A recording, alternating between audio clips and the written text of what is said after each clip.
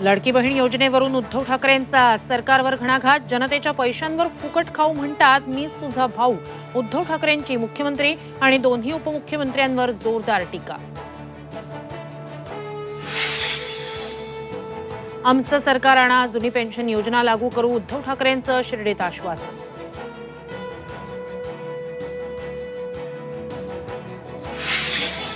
मोदी सरकार शेतकरी विरोधी सरकार. धुळ्यातील सभेत शरद पवारांचा घणाघात. सत्तेचा माज काहींच्या डोक्यात गेलाय, तो उतरवण्यासाठी राज्य आमच्या हातात द्या, पवारांचं आवाहन. राहुल गांधींचं आरक्षण विरोधी वक्तव्य खालपर्यंत पोहोचवा. विरोधकांच्या नरेटिव्हला त्याच भाषेत उत्तर द्या. भाजप नेत्यांना नड्डांचे आदेश, सूत्रांची माहिती. भाषणात मध्येच हनुमान चालीसा लागल्यानं भुजबळांनी भाषण थांबवलं. भुजबळांकडून आवाज कमी करण्याची विनंती, तर आता भुजबळ फार्मवर हनुमान चालीसा वाचा. नवनीत राणांना राऊतांचा टोला.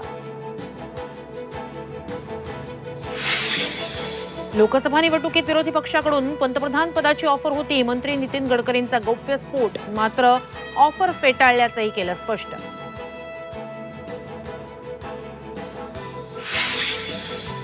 दोन दिवसात मुख्यमंत्रीपदाचा राजीनामा देणार अरविंद केजरीवालांची घोषणा. राजीनामा देण्यापूर्वी जनतेशी साधणार संवाद.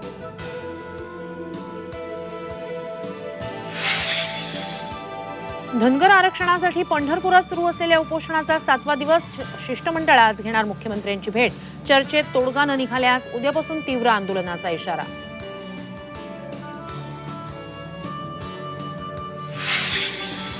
आणि मुंबईत दर 2.5 मिनिटांनी सुटणार लोकल ट्रेन. 3 वर्षात लोकल फेऱ्यांची संख्या दुप्पट होणार. सीबीटीसी यंत्रणेमुळे प्रवाशांना मोठा दिलासा मिळणार.